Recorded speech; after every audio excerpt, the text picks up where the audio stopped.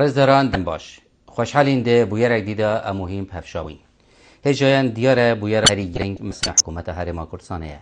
گو پتری 152 ڕۆژان سەردا دەرباز بە ئانکۆ سەر هەڵبژارتنên پەرلەمێنتا هەرێما کوردستان بانک 21 مەهانە لە ساڵە 2013 هاتن ئەنجام دەکەن هەرکەتیان هەژارتنان نەشیانە پێی بێن سەردا بەشکردنا پۆستا و سەرچاوەتیا پێکنا حکوومەتە هەرێما کوردستانê di heman demde ji aliyekî din ve jî niha giriftekî aborî darayî amazan li Herêma Kurdistanê durist bûye ji ber ku hikûmeta Iraqê du mehe parê budcê yan yê meaşê karmendan li Herêma Kurdistanê nehinartiye û malekî wesa diyar e jî ku nahinêrêtin gelo karîgeriya pêknehatina hikûmeta Herêma Kurdistanê û gîrûbûna pêkayîna hikûmeta Herêma Kurdistanê serveyekê çi ye we tenanet karîgeriya درنگ پێکهاتنا حکوومەتە هەرێما کوردستان یان بێژین پاشکەتنا پێکهاتنا حکوومەتێ چ کاریگەرێکی سەر هەرێما کوردستانê دروست کردیەش ئالیە سیاسی و ئالیە جیڤاکی و تەنانەتش ئالیە ئابووری و ئالیەن دنڤەژی بۆ شرۆڤەکردنا vî babetî ڕێزدار سامر محەممەد ڕاشید çavdêrê siyasî li bûyera vê heftiyê mêvanê me ye tu gelek xêratî kak Samer کاک سارۆمێ دێتە شێ بەسیار دەستێکم تو چاوت بینی پاشکەتنا حکوومەتە هەرێما کوردستانê ینی خراپیە پاشکەتنا پێکینانە حکوومەتە هەرێما کوردستانê چییە یا چ کاریگەرێکی خراپ دروست کردیە بەێ زۆر سپاس بەجددی بەداخەوە من لێرەوە لە شاشەی بەڕێستانەوە دەڵێم زۆر زۆر بەداخەوە دواخستنی پێکینانی حکوومەتی هەرێمی کوردستان کاریگەری هەرە زۆرە یعنی وەی لێ هاتیە 152 ڕۆژ نزیکەی نیو ساڵ تێپەڕی لە هەڵبژاردننی ڕابردووی ئەنجومەنی پەرلەمانی کوردستان و تاکو ئێستا پێک نهاتووە بەداخەوە ئێمە کە زۆر دەرباسی سەروەری یاسا دەکەین خۆی لە سەروەری یاسا ئەگەر بێت و تەمەشای سەروەری یاسا بکەن یەک مانگ مۆڵە دەدرێتن بە دانیشتنی پەرلەمان و پێکینانی حکوومەت و یەک مانگ دەرفەت دەدرێتن بە حکوومەت بۆ پێکینانی حکوومەت کەواتە 6 ڕۆژ کەسی ڕاپێزراوی بۆ پێکینانی حکوومەت ئەم حکوومەتە پێکبینیتن ئێمە وەکو وڵاتیانی کورد دەبواە نەک 6 ڕۆژ کەمترین سات و کاتی بەکار بینین بۆ بەرژۆندی گەلەکەمان باڵ کەواتە هۆکار چییە ینی مەسەرەن بۆ نمونە ئەگەر تاسە کەسێک ڕانست پێ درراوە بە پێکێنانی حکوومەت بە شێوەیەکی ڕسمی تەنانەت بە ڕێزنیشتیوان بارزانیش لەلایەن پارتەکەیەوە ڕاست پێ درراوە نەک سەرۆکی هەرێم و پەرلەمانی هەرێمی کوردستان کەواتە ئەگەر لە ماوەیەکی دیاری کراودا کەسێک نەتوانێت حکوومەت پێک بێنێ ئایا مافی ئەوە نابێت یاخود بڵێن ڕێگای ئەوە نابێت کە کەسێکی تر ڕاست پێدرێت بۆ پێکێنانی حکوومەت زۆر تەبیعیە کاکەریم ئەگەر بێت و لە ماوەی دیاریکراوی یاسایی ئەگەر بێت و ئێستا کە پارتی دموکراتی کوردستان لیستی یەکەمە کە نەیتوانی قەناعەت بە لایەنەکانی سیاسی تربینیتن بۆ پێکینانی حکوومەت دەکرێتن با لیستی دووەم بێتن ئەگەر لیستی دووەم بشنهات بە یاسا بە لیستی سێیەم بێتن پێکبینیتن لەبەر ئەوەی بە ئەوانەی مەساڵحی شەخسی تەسکی پارتایەتی هەموو لایەنە سیاسیەکان بە گەل و نیشتیمان نەبێت بە خۆراکێک ئۆتەسیە بدرێتن ئەگەر بێت و بیر لە ڕۆژانی خەڵکی خۆمان بکەین من لە ماڵپەڕێکی ئەنتەرنێت کە بەداخەوە بە چای فرمێسکەوە گریانم بۆی دەهات پێشمەرگەیەک ئەڵقەی زیێڕینی خێزانەکەی خۆی ئەوە بەرزی کردەوە بە چای فرمێسکی خۆیەوە دەیفرۆت لە باڕەکەی لە بۆ بژێوی منداڵەکانی کەی ئەوە وەزع ئایا بەرپرسانی ئێمە ئەو پێشمەرگیان نەبینیەوەکەوە ئەڵقەی پەنجەی خۆی ئەفرۆشێ لەبەرەوەی کە ناچار بۆ موچەکەی دوا کەوتووە بەتەکیید بخۆن و زیاتر زووتر حکوومەت بەتەکیید بەرپرسانی هەرێمی کوردستان ئەوانیان بینیە بەڵام لەبەر بەرژۆندی خۆیان و لەبەر مەساڵحی شەخسی خۆیان بگرە مەساڵحی فەرد و تاک و کەسکانەی کە پیر و ئەوانەی پەکەوتان سەرشانی خۆیان و بۆدان و کە ئەوانەی کە دەنگیان پێدا باشە من بەشارێکی سیستەمی هەرێمی کوردستان گەیشتووە ئەو قناپێکی پەرلەمانتارێک بتوانێت تێتە سەر شاشەوە بڵێ من ئیستیقالەت یاخود تا سیستەمی حکوم یا سیستەمی دەرەدانی وڵاتە سیستەمی نوێنەراتی حزبەکەی خۆی ئەکات زیاتر لە نوێنەرایەتی بتوانیە ئەوەی کە من بینیم لە پەرلەمانی ڕابردوو ئەوەی کە کۆتایی پێهاتن سەتانەوەتی پەرلەمانتارەکان بۆ حزبەکەی خۆیان دەگەڕانەوە من هەندێک نمونەی بەسیتم بینی لە پەرلەمانتاریەکی نیشتیمانی کوردستان هەندێک جار هاوتا نەبوون لەگەڵ هاوپەیمانی پارتیویەکی نیشتیمانی کوردستان بەڵام ئەوە وەکو پێویست نەبوو ئێستاش ئەگەر ئەوانە لە ژێر فشاری حزبەکەی خۆیان نەبن با بە وجدانەوە بێن پاکانی خۆیان بۆ هەوڵاتیان دەرببڕن و بێن بڵێن کاکە ئێمە ناتوانین بەڵام تاخوا لە زێر فشار حزبەکەی خۆیان و ناوێتیان بەرژۆندی خۆیان و بەرژۆندی حزبەکەیان بەو ملیۆنەها کەس بدن کە هەژار کاک سامر تێ بڵین هۆکارەکانی دواکەوتنی حکوومەت چینی بۆ بۆ 102 ڕۆژ بەسەر هەڵبژاردندا تێپەڕێ و 5 لایەنی سیاسی کە زیاتر لایەنی سەرەکین وەکو پارتی و ڕان و یەکێتی و بڵێن یەکگرتووی ئیسلامی و کۆمەڵی ئیسلامی تا ئێستا نەیانتوانیەوە بگەنە ئیتفاقێک لەسەر پێکهێنانی حکوومەت. هۆکارەکان چین بۆ پێک نایەن؟ هۆکارەکان ڕوون و ئاشکرانە. ئێستا گەیشتنە سەردەمێکی ئەوها سەردەمێکی عەولەما بچووکترین کەس لە هەرێمی کوردستان دەزانێتن هۆکارەکان شەخسینە بۆ دابەزکردنی پۆست و ئیمتیازاتە. باشە ئەگەر بێت و پۆست و ئیمتیازات ئەو داهاتە زەبەلاحی نەبیتن ئەو سێ سەرۆکایەتیەکە ئەو میزانیە زەبەلاحی نەبیتن بە تەسەووری من کەس ناوێتن. بەڵام بەداخەوە باشە ئێمە دەڵێن بەپێ دابەشکردنی هەرەمی ئێستا سەرۆکایەتی هەرێم بابڕێن بەپێ یاسایەک بڕیاریاندا دوا بخرێتن. بەڵام ئێستا یەکەم پۆست لە پاش سەرۆکایەتی هەرێم سەرۆکی ئەنجومی وەزیرانە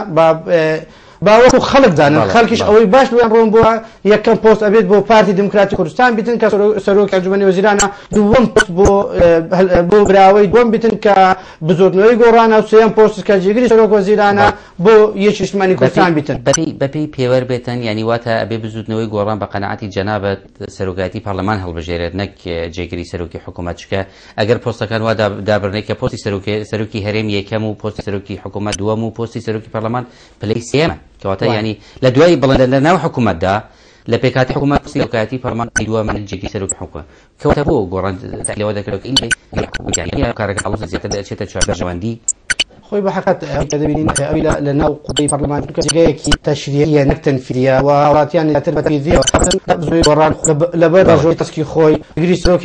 جێگری سەرۆکی هەرێمی دەوێت جێگری حکوومەتی دەوێتن ئەگەر نابێ ئیتیاز جێگری سەرۆکی عفومان بخۆیان دەبێتن بەڵام بەڵێنی بە بەدەنگدەرانی خۆی داوا کە ئێمە بەشارەکەی حکوومەت بە هەڵاتیاندا تا بۆ 150 ڕۆژ خۆی ئەوە پاش کردووە تەنها بزۆی گۆڕ کوردستان پارتی دموکراتی کوردستان و ئیسلامی کۆمەڵ هەمووی نەحباراوە بەرامبەر بەدەنگدەران بەڵێ بەژای ڕاستەقینە چییە؟ یعنی چی بۆی کە بەژارێکی ڕاستەقینە بێت و چی ئەکا کاتێک بەژارێکی ڕاستەقینە بێت بۆ ئەقینەتان بۆ بەژاری ڕاستەقینە ئەو بەژارێکە هەر پۆستێک ئاراستەی هەر لایەکی سیاسی بکرێتن تەمسیلی حکوومەتێکی نەتەوەی کوردایەتی سەرف بکرێتن ئەو بەژارکردنی ڕاستەقینەیە. بەڵام بەژاریکردنی تەسکی ناڕاستەقینە ئەوەیە بۆ ئێمە کۆمەڵێک وەزارەتمانێ وەزارەت ئەوقاف بۆ وەزارەت نییە وەزارەتی لەسەر وەزارەتی کوشت و کال وەزارەت نییە بۆ ئیلا ئێمە دەڵێن وەزارەتی ناوخۆ وەزارەتی پێشمەرگا وەزارەتەکان دیارە ئەوان بەرژەودیەکی لە هەموو وڵاتانی دوی کۆمەڵی وەزارەت وەزارەتە سیادیەکان بڵێن بوونە وەزارەتی ناوخۆ وەزارەتی بەرگی وەزارەتی دەرەوە وەزارەتی بڵێن کە ئێستا لەرێم ناوی سروشتیەکانە یا وەزارەتی بڵێن نەوتە یا وەزارەتی داراییە ئەمانە وەزارەتە سیادیەکانە مەسەلا کاتی خۆی کورد پێداگیری کرد کە لە عێراق وەزارەتی دەرەوەی بکرد. یعنی بۆ ئێستا مەسەلە ئەو ماخ بە گۆڕانی ڕەوا نەبینین کە داوای وەزارەتێک بکات کە پێی وایە وەزارەتێکی سیادیە پێی بێ ئەو وەزارەتە ئەوان ڕێوە ببەن بۆ حقی خۆیانی بەپێ ئستحقاقی ئینتخابی بزۆرنەوەی گۆڕانیشی خۆتی یەکێک لە وەزارەتە سیادیەکان بەدەست بینێتن. بەڵام دیارە بزۆرنەوەی گۆڕانیش پاکبینی نییە لە داواکاریەکەی خۆی و دیارە ئەوش ئاماجی خۆی تێدایە ئەگەر نا بە هەر حالێک بێتن بە استحقاقی خۆی بتنیش باشە بۆ باسی وەزارەتی سامانە سروشتیەکان ناکرێتن لەبەر ئەوەی داهایەتێکی نیشتیمانی پرسیارە لە تو بکەم بۆ گۆڕانیش باس ناکە بۆ یەکێتیش باس ناکە بۆ ئیلا بێ بۆ پارتی بێت مەسەلەن لەوەدا جێگەی بەڵام بەرادرانی پارتی دەڵێن ئێمە هێڵی سوورمانیە لەسەر باسکردنی ئەو وەزارەتەش ینی چەند جارێک ئێمە بیستومانە لە ڕاگەاندنەکان باسی ئەوە کراوە کە پارتی هێڵی سووری نییە لەسەرەوەی کە تەنانەت داوای وەزارەتی سامانە سروشتیەکانیش بکرێت. نەخێر بە پێچاوانەوە ئێستا من لەو قەناعەتەمە بزۆتنەوەی گۆڕان من بەتەوەقع خۆم دەبینم یانی نیشتیمانی کوردستان وەزارەتی سامانە سروشتیەکانی ئەگەر پێ بدرێتن لەبەر ئەوەی دەتایتن ڕاستەقینەی داهاتوو و سامانی گەلی کورد دیاری بکاتن ڕەنگە لە زۆر تشتی تەنازل بکاتن. بەڵێ کەواتە ئەکرێ بڵین تا ئێستا باوەڕ یاخود بڵێن قەناعەت بوون سیقا لە ناو لایەنە سیاسی کوردیەکان لە هەرێمی کوردستانە نییە؟ نەخێر زۆر لاوازە تا گەیشتە ئەو حەدەی کە متمانەیان پێک نەماوە. ئەگەر متمانەیان پێکەوە بیتن مەثەلاً تقریبا بزۆتنەوەی گۆڕان زیاتر لە 40 جاری سەردانی سەرۆکی هەرێمی کردەوە باشە تۆ ئەگەر متمانە نەبیتن ئەگەر متمانی ڕاستقینە بەیەکەوە نەبیتن دانیشتنێک بۆ پێکهێنانی حکوومەت ڕاستە ئەو حکوومەتێکی ئەستەما حکوومەتێکی بنکەفراوانە بەڵام چل دانیشتن بە ئاشکرا و زیاتر لە 3 دانیشتنی بنهێنی لە ژێرپەردە لە پاش مێزەکان بە بێ ئیعلام بۆ بێ ئیعلام ئێمە وەکو هاوڵاتیان ئێمە تەسحیەمان داوە قوربانیمان داوە ئەنفالمان داوە هەڵەبچەمان لە یادە لەو یادەوەریانە دیارە هەر تەنها بەزارەوە دەرن یادی هەڵەبچە یادی ئەنفال یادی شەهیدەکان ڕۆژی ڕووداوەکان لەوانەیە لە بیریان بێت یان بەداخەوە بەتەکید وا ئێستا من وای دەبینم ئەوانەی کە ئێستا باسی خۆپیشاندانی هەفتەی شوبات دەکەن ئێکوا لە چێنە ئەدی ئەو تەنها چەند قوربانیەک کە منداڵە فەقیر بوونە قوربانی هەر ئەوەی لە هۆکاری پێداگیریکردن لەسەر وەرگرتنی فڵان وەزارەت و فیسار وەزارەت بۆ فڵان لایەن و فیسار لایەن ئەگەڕێتەوە بۆ ئەوەی کە سیقیان بە یەکتر نییە ئەکید ئەگەر سیقیان نێوانەکە بە چۆن ئەگەنە ئیتفاقێک دەسەرەوە وڵای من بە پێچانی خۆم وەکو کادرێکی سیاسی من بە زەحمە دەبینم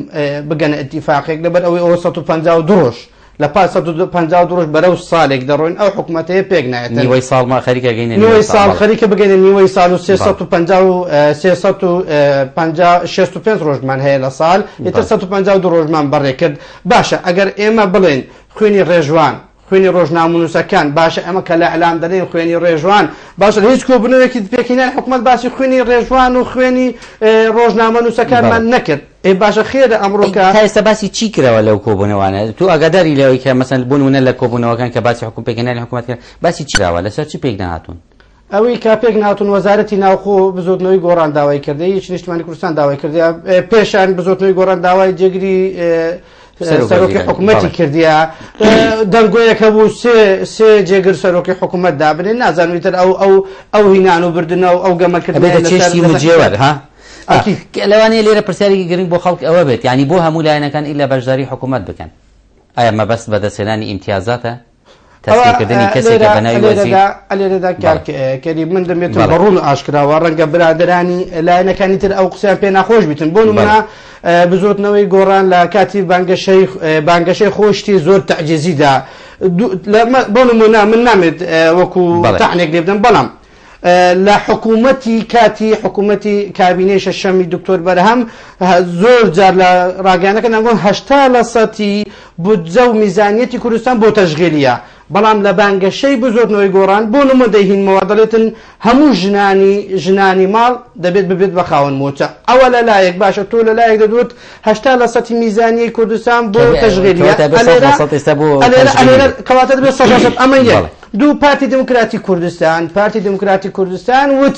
وتی من ئەگەر بێت و متمانم پێ بدرێتن من دەتوانم داهاتی نەفت بەسە هاوڵاتیان دابش بکەم کەچی ئەوە حەقیقی هەموو هاوڵاتیەکە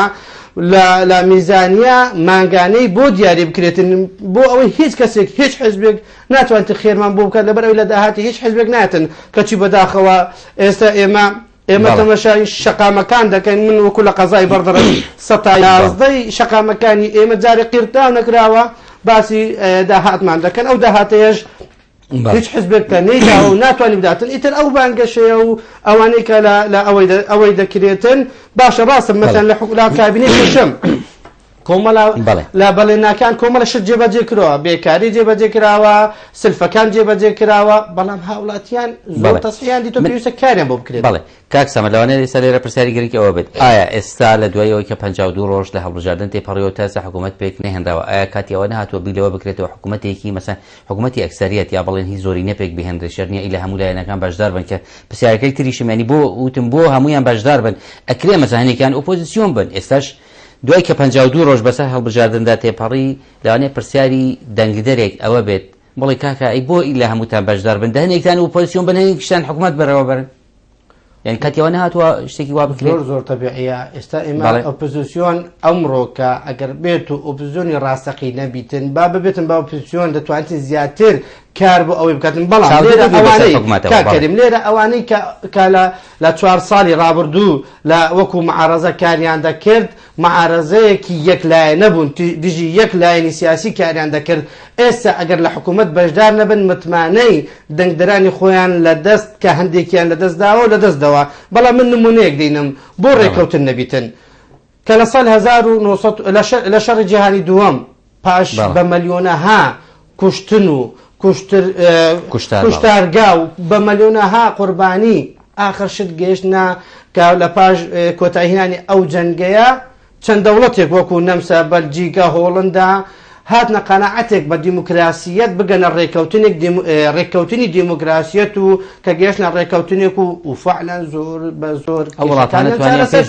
با ڕێککەوتن هەبیتن قەدیچێک ڕێککەوتن هەبیتن لەبەر ئەوەی ئەگەر یەکگرتووی ئیسلامی دەنگی هینابیتن مافی خۆتی بەشداری لە حکوومەت بکات و بەڵام مانای ئەوەی نییە مەثلەن ئەمڕۆکە پارتی دموکراتی کوردستان سەرۆکی حکوومەت بیتن تەنها دیفاع لە ئەنگرانی خۆی بکاتن ئەو بەی شێوەیەک نابێتن ئێستا بەرەو حکوومەتێکی مؤسساتی دەچین دەمانەوێتن حکوومەتێکی مؤسساتی بیتن حکوومەتی هەرێم ببێت بە حکوومەتی من و زێد و عوبێد و هەموو فلان و فیسان نەک تەنها حکوومەتێک بیتن ئێستا من حکوومەتی کابینەکانی ڕابردوو بە حکوومەتم نەدەزانی لەبەر ئەوەی حکوومەتی حکوومەتی زەرد و سەوز ئەوە ئاشکرا بوو سامانە سروشتیەکان لێک جودا بوو بۆ نمونەی لە هەمووی زەختر ئەوە بوو قەیرانی بانقەکان لە سولەیمانی لە مانگی یەکەم کە ڕوویدا ئەو مانگی کە لە سولەیمانی بوو لە هەولێر و لە دۆک ڕووی نێدا سەبەب چ بوو سەبەب ئەوە بوو پارەی داهاتی سامانە سروشتیەکان بۆ بانقی دهۆک و هەولێر ڕەوان کرا باشە کەر ئەتوو حکوومەتێکی هەرێمی کوردستان بۆ سلێمانی ڕەوانەکەمردینە سەر و بابەتەش بەڵام پێتوانیە ئەگەر داهاتەکانی داهاتە ناوخۆیەکان بە شێوەیەکی جوان ڕێک بخرێ خۆی پێویستی بەلای کەمەوە بودجە و مەسروفاتی حکوومەت ئەکاهی ڕۆژانە ئەگەر پرۆژەکانیشی پێ ئەنجام نەدرێت لە لای قەیرانی دارایی هەبێ و لە لایەکی تر نەبێ یا بوو بڵین پارەی سامانە سروشتیەکانە یعنی ئەو داهاتە ڕێک نەخراوە دەنا داهاتی زۆر هەیە باشە کاکێری لە سەرچاوەکانی تر من خۆم پرسیارێک ئاراسی جەناب تو بینێران دەکەم وەڵامم بیتەوە زۆر باشە من دەڵێم لە وەڵامەکەم دەڵێم هەموو وڵاتی جیهان خاوەنی سامانی سروشتی نین نمونە بۆ دەیمەوە من نمونەی وڵاتانی دوورت لۆ نابینم نمونەی تورکیات بۆ دەریم و تورکیا کە وڵاتێکە لەسەر زەریبە و لەسەر هاتی داخلی و لەسەر سیاحە و گەشت و گوزار ئیشی خۆی بەڕێوە دەباتن زۆر باشە ئێمە وەکو هەرێمی کوردستان من بە شێوازێکی عەشائیری ڕۆنتر دەلێمەوە ئەگەر بێت و داهاتی نەوت لە هەرێمی کوردستان نمنێتن ئێستا لەو لەحەزەدا بەیانیان سفرەی بەیانیانمان ئەگە هەموو هاوڵاتی کورد سەیری بکەین بەسیترین شتمان ئەو ماستەیە تەماتەیە ئەو شتانە هەموو لە دەرە لۆمان دێتن باشە حکوومەتی هەرێمی کوردستان تو 23 ساڵە حکوومەتی تو 23 ساڵە حکوومەتی بۆ نمونە قەزایەک وەکو بەردەڕەشی ناوچەیەکی کوشت و کاڵی فراوانت هەیە بۆ بیر لەوەی نەکردەوە کارگەیەکی زەبەلەح لێ بکەیەوە دەهاتەکەی لە خۆت بیتن نەک پارەکەت لە دەرەوە بێتن چەند کرێکارێک لە گەنجانی خۆت لە هاوڵاتی خۆت بەکاری بینێ بەداخەوە ئێمە تاکو ئێستا بیتنە مستەهلکێکی 100% ئەگەر بێت و من وەکو فەردێک بڵێن تۆ حەزت لێ ببێ بە دەوڵەت دەڵێ من ئەوە خەیالێکە وەکو کوردێک حەزم لێ ببم بە دەوڵەت و ناوی من عەفو ناوی وڵاتی کوردستان بێت دەوڵەت کوردستانی بەڵام دەوڵەتێکی تنەوە دەوڵەتێک نەکارگەیەکم هەبیتن هەموو شتەکان لە دەرەوە بیتن باشە شاوی تەماتەش لە وڵاتە باشە من دەڵێم بەداخەوە هەموو بەرهەمەکانمان لە دەرەوە بیتن دەوڵەت بوونمان لە شێیە باشە بەرپرسانمان ئەدی کە بیرتان لە سامانی سروشتی دەکەن ئەی بۆ بیر لە داهاتی ناخۆ ناکەن بۆ بیر لە کارگە ناکەن دروستکردنی کارگە کە ئەوانە سەر کێشەمە بۆ حەلەکاتن بەڵێ کاک سەمەر ئەگە بگرنە سەر لوی بابەتەکەمان لە پێکانانی حکوومەت دیارەوە کوردمان 152 ڕۆژ تێپەڕیوە لە کاتێکدا کە حکوومەتی هەرێم حکوومەتی ئێستا کە حکوومەتی کاربڕێکەرات دەتوانین بڵێن یاخود بڵێن حکوومەتی ئێستای هەرێمی کوردستان خەریک و توێژە لەگەڵ بەغدا ئایا دواکەوتنی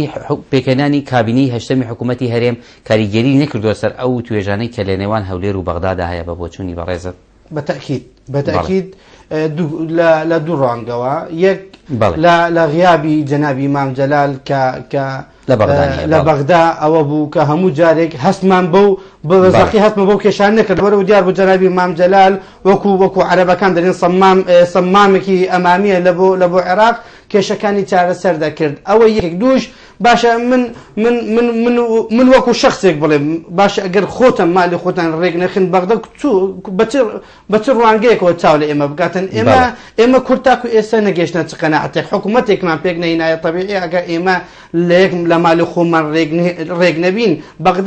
بەغداش دەتوانێت فشاری خۆی بخێتە سەرمان و ئەکید زەرەرێکی زۆرمان لەسەرا. من ئەو شتتان بۆ دەڵێم ئەوە بە تەئکیدەوە هەواڵانی پەرلەمانتار لەگەڵ نووری مالیکی کۆبنەوە لە کۆبنەوەکەدا دیار بوو قسەی وای کرده بوو پەرلەمانتارەکانمان جگە لە سەعدون فەیلی نەبی یەک دوو قسەی کرد ئەوی هیچ وەڵامیان نەبوو وەڵامەکەش بۆ لەبەر ئەوەی دیار مە پەرلەمانتاری بەتوانەمانێ وەکو خالەشوانی و ئیتر ئەوەی کە من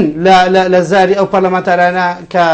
جێبیستیان بووم و قسە و پەیوەندیم لەگەڵیان کرد وتی نووری مالیکی بەمەی گوتووە ئێوە چ عیلاقەتان لە دەرهێنانی نەوتە بۆ نەوتی خۆتان دەردێنین ئەوە شخصی نووری مالیکی بە پەرلەمانتاری خۆمانی گوتووە پێش مانگێک نابێتن وتی ئێوە نەفتی خۆتان لێ بگەڕێن ئێمە سەتە حەفدەکەتان دەینێ ئێوە ئایندەتانە پێش باش پێتوانیە ئەمە تانەدانێکە لە کورت ینی مالیکی ئەم قسەی بەوە نەکردووە بۆ ئەوی کە دڵسۆزی کوردە و دڵی بە کوردە سووتێ بۆیە وای توتی نەوتەکەتان بۆ کاتە هەڵگەڕین کە دەوڵەتی کوردی ڕاگەێنێ پێتوانیە ئەمە ینی و تانەدانە لە کورت بەتاکید ئەوە تەعنەیە خۆی ئەوە ئەگەر بێت و چی بلێ وەرەرکەوالیز ئەوە دیارە تەعنەیە بەڵێ کەواتە مالیکی خۆشی بەرنامەی هەیە بۆ ئەوەی کە باردوخی هەرێمی کوردستان تێک بدات لە حاڵەتێکی وادا ئەگەر کورد یەکگرتوو بێت و حکوومەت ڕاگەیاندرا بە پێتوانیە ئێستا هەڵویستی کورد بەهێزترە بوو لە بەرامبەر بە حکوومەتەکەی مالیکی لە کاتێکدا کە حکوومەتەکەی ئەویش لاوازە ئەوە لە حالەتێکدا ئێستا لەو باردوخی ئێستا عێراق تێدایە لە لاوەسترین حالەتە کە عێراق لە 2023 تاکو ئێستا ئەم ساڵ دەتوانم بڵێم لە شێوازێک زۆر لاوازە و کەچی بەرامبەر بە ئێمە وەکو هەرێمی کوردستان یەک بوون نینە ئەو حکوومەتە لاوازەی مالیکی بەرامبەر بە ئێمە بەهێزە. بەڵام کورد زۆرجار ئەڵێ ئێمە لە بەغدا یەکگرتوون یانی شەر نییە لەوەی کە لێرە یەکگرتوونین ئەمە تا چەندێ ڕاستەیە خودت چەندێک کاریگەری کردوێتە سەر کاری کورد لەوێ یەکگرتووەکانی ئێمە یەکگرتن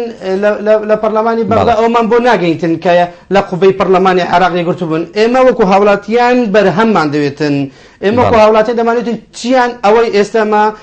وەزیری خارجیمان هەیە ئێمە سوپاسالارمان هەیە ئێمە زۆر پلەکانی جێگری سەرۆک وەزیرانمان هەیە ئێمە دەمانوێتن بەرهەمیان چی بوو بە ئێمە ناوێتمان فلان و فیسان چەند موچیان وەرگرتیە چەند ئیمتیازیان وەرگرتیە چەند پاسەوانیان هەیە چەند ئۆتۆمبیلن ئێمە دەوێتمان بابێن بۆمە وەرەقەیەک دروستکیان بڵێن هاوڵاتێن ئەوەندە شەمان بۆ ئێنگۆ ڕێکردیە بۆ نمونە کاک کەریم ئێمە سوپاسالار کە لە پاش مالێکی سوپاسالار دێتن وەکو هێزی سەربازی زۆر باشە سوپاسالاری ئێمە ئەگەر بێت و لە ئامارێک سەیری پێکاتەی سەربازی عێراق بکەی ڕێژەی ئەفسەریمە چەندە تێناپەڕین لە 400 باشە ئەگەر ئەتوو لە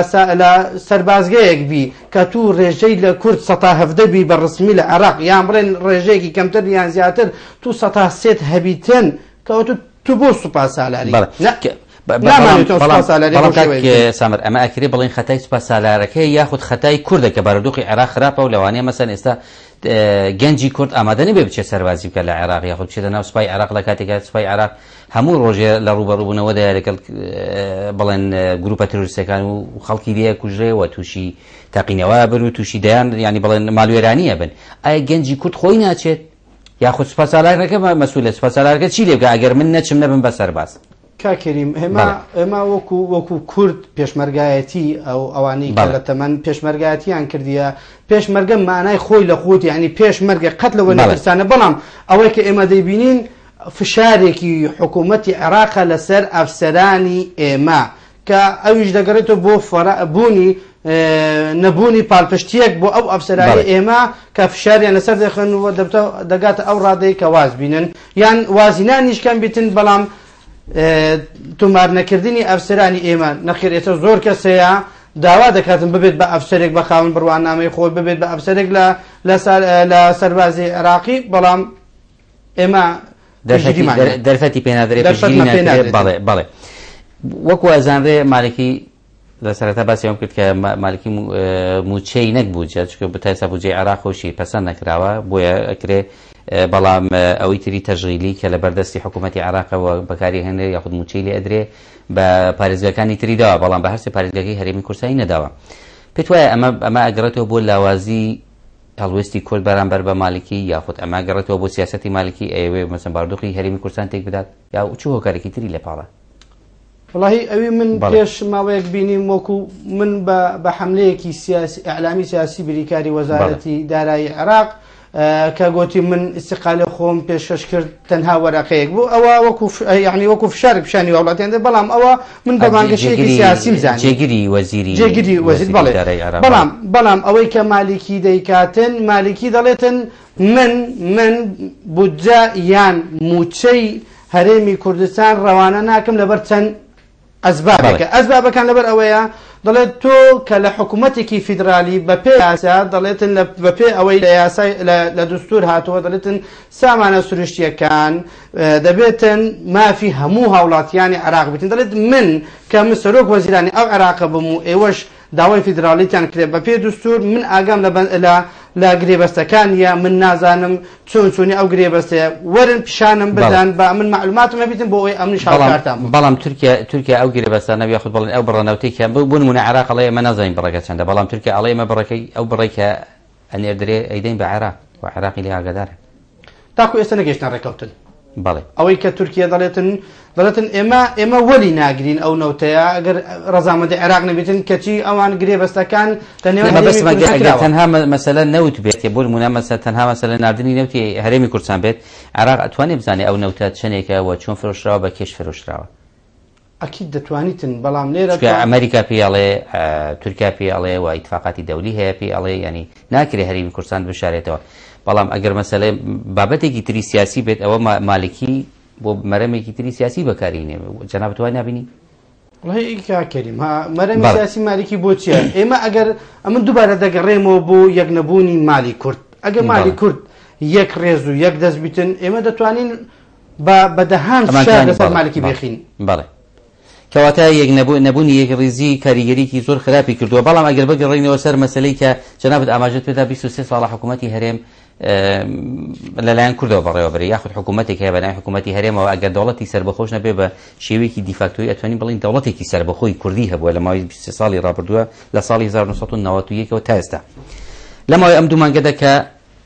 پارە بڕاوە یاخود بڵێن نموچەند نەهاتووە لە بەغداوە سێریگەی ئێمە تووشی قەیرانێکی دارایی بووین ئایا حکوومەتی هەرێمی کوردستان لە ماوەی 20 ساڵی ڕابردوودا بەرنامەیەکی نەبووە بۆ ڕۆژێکی وە بۆ بیری لەم ڕۆژە نەکردێتەوە والله ئێمە 23 ساڵە وەکو دەوڵەت نینە ڕاستە بەڵام 23 ساڵە هەموو تەعاملەکانی ئێمە وەکو هەرێمی کوردستان وەکو پەیوەندی لەگە دەرەوەی هەرێم لەگە وڵاتانی بیانی هەموو وەکو دەوڵەتێک مامەلە لەگەڵمان دەکرێت ئێمەش مامەلە دەکەین بگرە چەندین قونسڵخانەی بیانی ئەوروپی لە هەرێمی کوردستانە بەڵام 23 ساڵە ئێمە کە حکوومەتین باشە بیرمان لەوەی نەکردووە کە ئایا ئەگەر بێت و سوبەینی نەک عێراق ئەوەی بۆمە نەنارد داهاتینەوتی بۆمە نارد عێراق تووشی قەیرانێکی لافاو بوو با بڵێن